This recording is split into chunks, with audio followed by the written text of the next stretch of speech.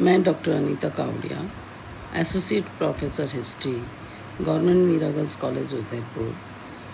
आज हम MA final history के पेपर 3rd बी में यूनिट 5th अकबर के सिक्के भाग 2, इसके अंतर्गत हम सिक्कों के प्रकार, जो विभिन्न प्रकार के सिक्के हैं, उनके बारे में विस्तार से चर्चा करेंगे।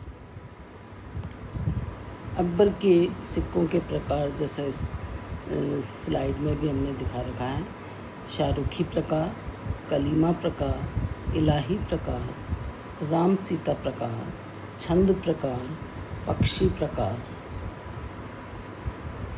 सबसे पहले हम शाहरुखी प्रकार के सिक्कों की बात करेंगे। अकबर ने अपने शासनकाल के प्रारंभिक 3 वर्षों में चांदी के शाहरुखी प्रकार के सिक्के चलाए थे। इन सिक्कों की शुरुआत सर्वप्रथम तैमूर वंश के शासक शाहरुख ने 15वीं शताब्दी में आरंभ किया था और ये बाद में अन्य शासकों के द्वारा भी शाहरुखी प्रकार के सिक्के जारी किए गए थे। रशिया में ये प्रचलित थे और ये सिक्के पतले और चौड़े हुआ करते थे और इनका वज़न 72 ग्राम था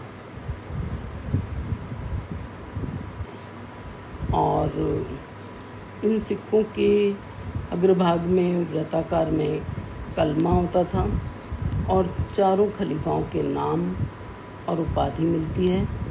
पिछले भाग में पृष्ठभाग में राजा का नाम और तिथि मिलती है। बाबर, हुमायूं, अकबर प्रारंभिक 3 वर्ष में अकबर के प्रारंभिक 3 वर्ष में एक ही प्रकार के चांदी के सिक्के जारी किए गए थे। केवल सिक्कों में शासकों के नाम अपने अपने नाम बाद में इन्होंने अंकित करवाए थे। बाकी नाप तोल सारी कुछ शाहरुखी प्रकार के सिक्के ही थे। दूसरा है कलीमा प्रकार। कलीमा प्रकार अकबर के सिक्कों का दूसरा प्रकार है। अपने शासनकाल के प्रारंभिक 29 वर्षों में लगभग 1585 ईस्वी तक अकबर ने सोने और चांदी के कलीमा प्रकार के सिक्के जारी किए। मुस्लिम होने के नाते, मुसलमान होने के नाते अपने पूर्व के मुसलमान शासकों की भांति अकबर ने भी अपने सिक्कों पर कलीमा को स्थान दिया, जो इस्लाम मत की प्रतिज्ञा होती है। इस प्रकार के सिक्कों के अग्रभाग में मध्य में कलमा, ला इलाहा इल्लल्लाह मोहम्मद रसूल अल्लाह, ये लेख होता है और इसके चारों ओर खलीफाओं के नाम अबू बकर, उमर, उस्मान, अली, ये उपाधि रहित या उपाधि सहित अंकित होता था। पृष्ठभाग में शासक का नाम जलालुद्दीन मोहम्मद अकबर बादशाह गाजी, उपाधि अल सुल्तान अल आज़म अल खाकान अल मुकर्रम या उपाधि बिना भी पृष्ठभाग में शासक का नाम मिलता है। और टकसाल का नाम भी होता था और जो तिथि हमें मिलती है हिजरी संवत में मिलती है। टकसाल का नाम उपाधि सहित भी था और उपाधि रहित भी मिलता है। विभिन्न टकसालों पर लेख भिन्न भिन्न प्रकार से लिखे जाते थे, जिनमें सुलेखन अलग प्रकार की होती थी। 970 हिजरी संवत में कलमा प्रकार की सर्वप्रथम सोने की मोहर आगरा से जारी की गई थी और 971 हिजरी संवत में लाहौर, जौनपुर से और 972 हिजरी संवत में दिल्ली से इस तरह के सिक्के जारी किए गए थे। 970 हिजरी संवत में दिल्ली के स्थान पर फिर अहमदाबाद से जारी की जाने लगी 983 हिजरी संवत में पटना और 986 हिजरी संवत में आगरा के स्थान पर अकबर की नई राजधानी फतेहपुर सीकरी से सोने की मोहर जारी की गई। हिजरी संवत में हमें 988 तक की तिथि मिलती है और इसके बाद अलीफ शब्द का प्रयोग 1000 हिजरी संवत दर्शाने के लिए किया जाने लगा था। कलमा प्रकार के सिक्कों की एक और विशेषता ये थी कि टकसाल उपाधि अर्थात टकसाल के नामों को इन उपाधियों से सुसज्जित किया था। जैसे हजरत दारुल या हजरत दर उल मुल्क दिल्ली के लिए था। चांदी के सिक्कों पर इस उपाधि का प्रयोग 963 हिजरी संवत से दिल्ली के लिए किया जाता था। 972 से 979 में सोने के सिक्कों पर भी हजरत शब्द मिलता है, किंतु 977 से 979 में संवत में हिजरी संवत में हजरत दर मुल्क का प्रयोग दिल्ली के लिए किया जाता था। दूसरा अर्थ या राज्य का निवास अर्थात राजधानी के लिए इस उपाधि का प्रयोग किया जाता था। इसी तरह से दर उल खिलाफत, इसका अर्थ खलीफाओं का स्थान होता है। आगरा और लाहौर के सिक्कों पर ये उपाधि मिलती है और बाद में अहमदाबाद में मिलती है। इसी तरह से दर उल सल्तनत, इसका अर्थ होता है कि यहाँ से शासन व्यवस्था संचालित होती है तथा प्रांतीय राजधानी को सूचित करती है। अहमदाबाद, फतेहपुर और लाहौर अकबर की टकसालों के सिक्कों पर ये उपाधि हमें मिलती है।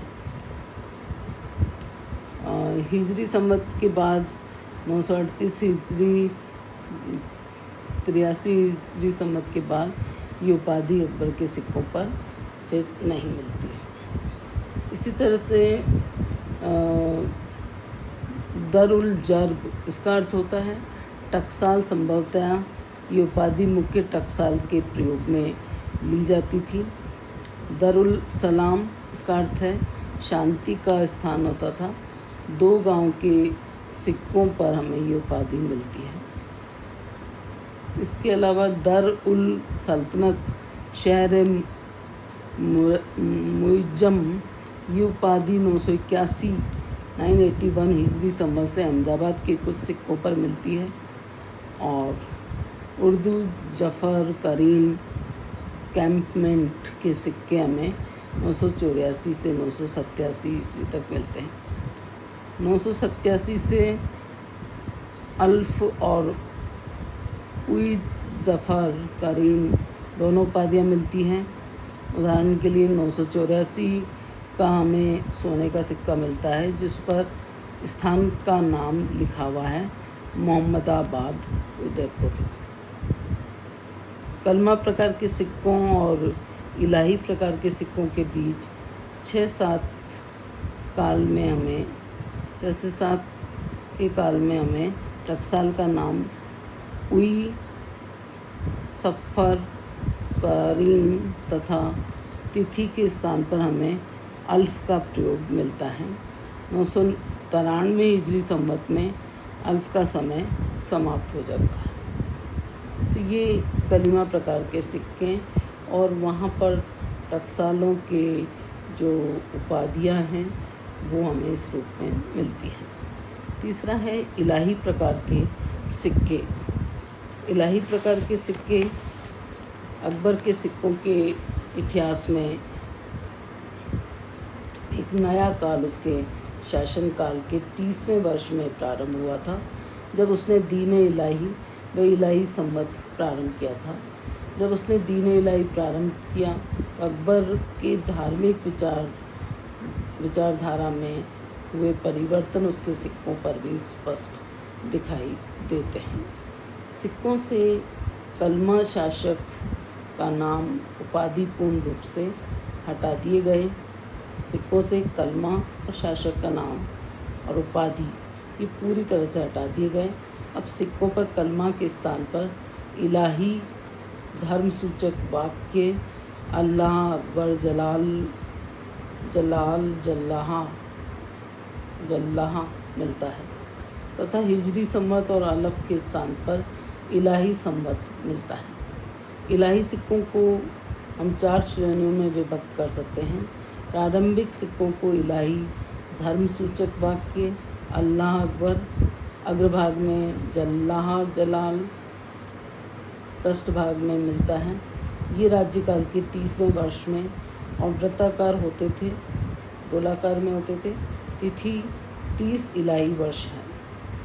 दूसरे प्रकार के इलाही धर्म सूचक के साथ इलाही सम्मत पृष्ठभाग में जल्ले जल्लाह के ऊपर लिखा मिलता है और 32.33 और 35वें वर्ष के सोने के सिक्के हमें मिलते हैं।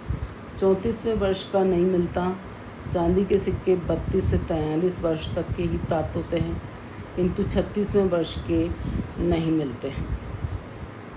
तीसरा जो इलाही प्रकार हमें मिलता है, इनके सिक्के 35वें वर्ष के बाद आरंभ किए गए थे। इलाही धर्म सूचक वाक्य अग्रभाग में और पृष्ठभाग में तिथि और उसके आगे इलाही और नीचे की पंक्ति में फारसी महीने का नाम लिखा गया।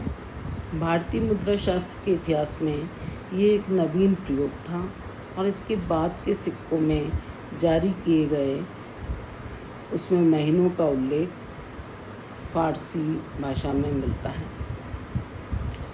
फारसी महीने परवरदीन, अर्दी बिहिश्त, खुर्दाद, तिर, अमरदाद, शहरेवर, मिहिर, आबान, आजार, दई, बहमन, इसफंदार, मुज।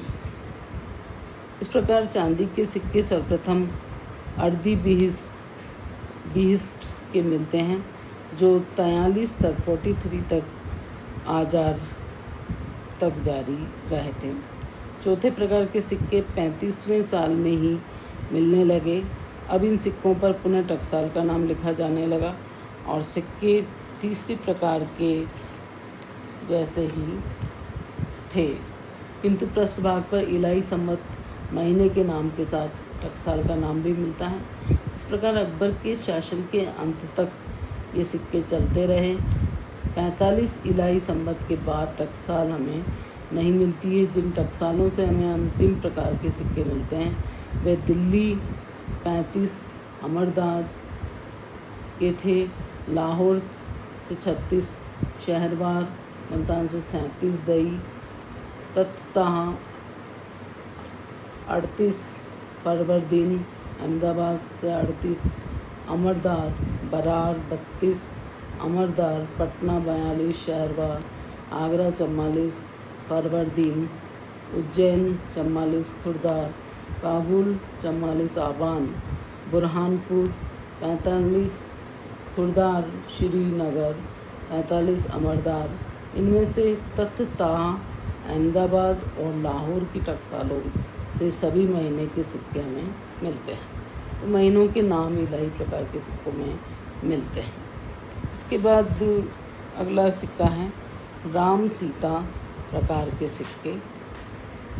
राम सीता प्रकार इलाही धर्म आरंभ करने के बाद धीरे धीरे अकबर की आसक्ति वैष्णव व भक्ति आंदोलन की तरफ होने लगी थी और इस बात का प्रभाव उसके सोने और चांदी के सिक्कों को देखकर भी लगता है, उससे भी पता चलता है। इनकी तिथि 50 फरवरीन थी। इन सिक्कों पर राम और सीता की मुद्रा के चित्र मिलते हैं, जिन पर राम सीता नागरी लिपि में मिलते हैं। राम सीता प्रकार का सिक्का सोने का, इसके आगे के भाग में राम दाईं तरफ कमान लिए हुए, उनके पीछे सीता और उनके पीछे नागरी लिपि में राम सिया मिलता है। अमरदाद इलाही 50 ये पृष्ठभाग पे लिखा हुआ मिलता है। अकबर की किसी भी साहित्यिक साक्ष्य में अकबर के इस रूप की जानकारी हमें नहीं मिलती है। इसके बाद है छंद प्रकार के सिक्के। और छंद प्रकार के ये सिक्के अकबर ने एक नए प्रकार के छंद के रूप में उसने शुरू किए थे। गुजरात के शासक सुल्तान गयासुद्दीन मोहम्मद शाह के छंद प्रकार के सिक्के से प्रभावित होकर इन सिक्कों को अकबर ने जारी किया था। इलाहाबाद टकसाल के चांदी के सिक्कों पर भी सबसे पहला छंद मिलता है। 991 हिजरी संवत में जब अकबर इलाहाबाद आया था तब इन छंद की रचना शरीफ सरमादी ने की थी।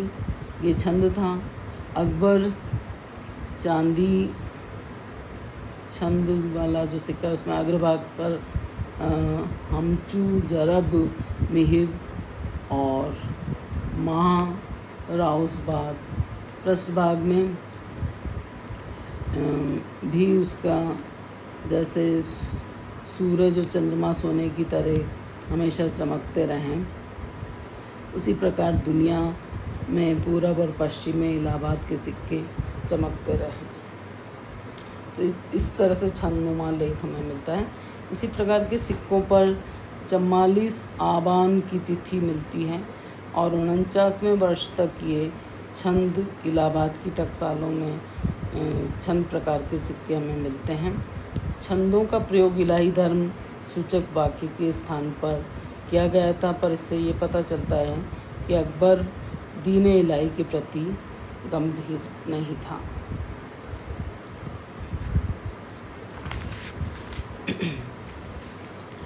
इसके बाद है पक्षी प्रकार के सिक्के। और ये पक्षी प्रकार के सिक्के हमें इनसे भी हमें ये जानकारी मिलती है पक्षी प्रकार के सिक्कों से।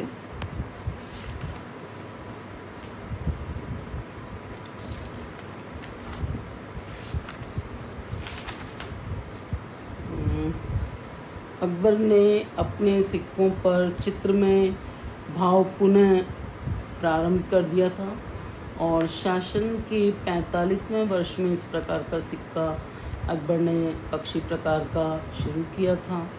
सोने के सिक्के असीरगढ़ में मिले, जो संभवतः असीरगढ़ को जीतने के स्मरण जारी किए थे, याद रखने के लिए जारी किए थे। इस सिक्के में पक्षी एक तरफ और दूसरी तरफ टकसाल का नाम और तिथि मिलती है।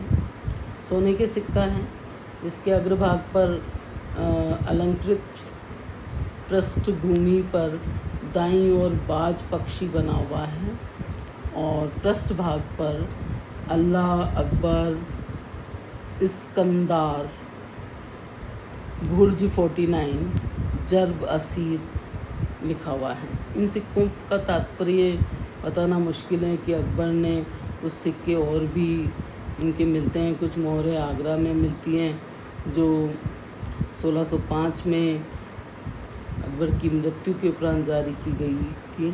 इन मोहरों पर भी छंद भी मिलते हैं। तो ये विभिन्न प्रकार के हमें अकबर के सिक्के मिलते हैं और इन सिक्कों के बारे में ऐसा कहा जाता है कि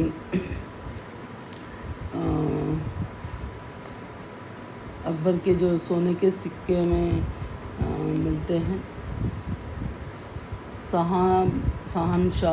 शहनशाह नामक एक गोल मुद्रा है जिसकी तोल 101 तोला 6 माशा और 7 सुर्ख होती है, जिसका मूल्य 100 लाली जलाली मोहर के बराबर होता है। और इसके एक पार्श्व में सम्राट महान सुल्तान प्रसिद्ध सम्राट है, ईश्वर उसके राज्य का नाम खुदा रहता है और किनारों पर 5 मेहराबों में ये लिखा हुआ मिलता है।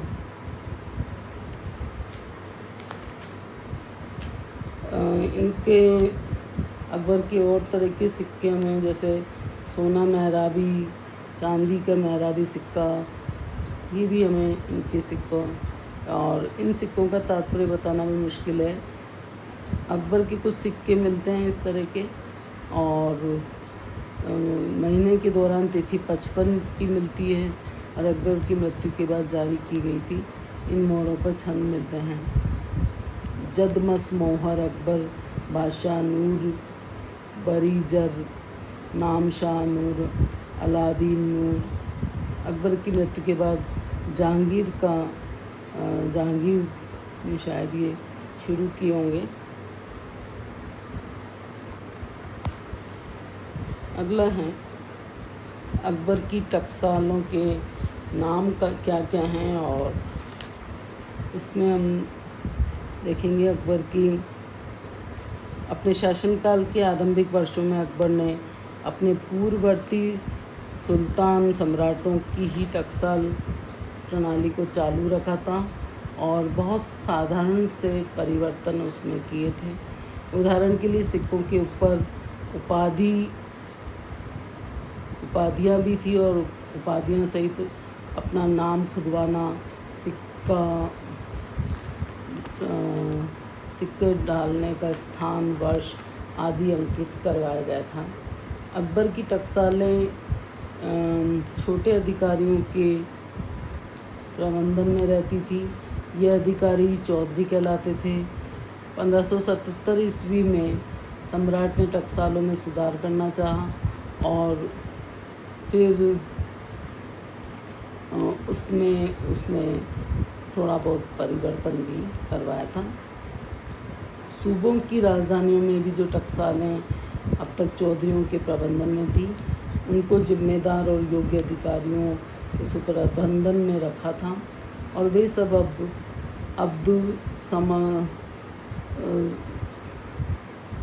अब्दुस्मरद के अधीन कर दिए गए थे और अब्दुसमद के नीचे दिल्ली की टकसालों में एक दरोगा या सरकारी सुप्रिटेंडेंट कह सकते हैं, एक सराफी, एक अमीन दरोगा जो होते थे, एक मुशर्फी अकाउंटेंट, एक तोलने वाला, एक धातु को गलाने वाला, एक प्लेट बनाने वाला और एक व्यापारी जो सिक्कों के लिए सोना, चांदी और तांबा दिया करता था। ये सब उन कर्मचारी के अंतर्गत आते थे। टकसालों के नाम में 20 टकसालों के नाम हमें मिलते हैं।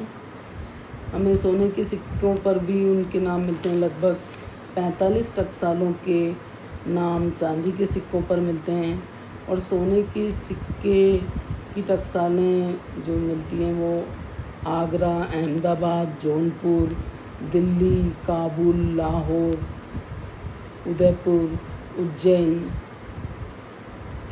बुरहानपुर, अकबरनगर, पटना, यहाँ से हमें मिलती हैं। इसी तरह से चांदी की सिक्के की टकसालों के नाम हमें जो मिलते हैं या टकसालों के बारे में मिलता है वो है आगरा, अहमदाबाद, अहमदनगर, इलाहाबाद, अकबर, अलवर, बंगाल, बालापुर, ग्वालियर, लखनऊ, मुल्तान, बरार, काबुल, लाहौर, मुल्तान, पटना, उज्जैन, कालपी।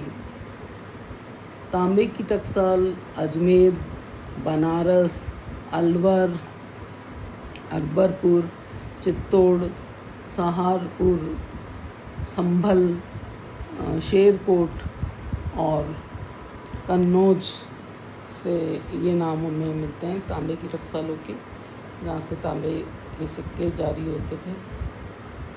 तो अकबर के शासनकाल की टकसालों से हमें सोने, चांदी और तांबे के सिक्के मिलते हैं। चांदी का सिक्का जो रुपया कहलाता था, तांबे का सिक्का दाम और पैसा या फुलस कहलाता था। तांबे के सबसे छोटा सिक्का फुलुस जीतल होता था। विभिन्न धातुओं के इन सभी सिक्कों में विशुद्ध धातु का प्रयोग किया जाता था। इन सिक्कों की तौल पक्की और सच्ची होती थी और इनकी बनावट भी सुंदर और कलात्मक होती थी। सिक्कों पर सुंदर अक्षरों में उपाधियाँ सहित बादशाह का नाम, ढलाई का स्थान और वर्ष अंकित रहता था। अकबर और उसके उत्तराधिकारियों ने भी सिक्कों के वजन अथवा विशुद्धता की कुछ भी कमी पेश करने का लोभ लालच बिगाड़ने की चेष्टा कभी नहीं की। उसके उत्तराधिकारियों ने भी उसी तरह का अनुसरण किया था।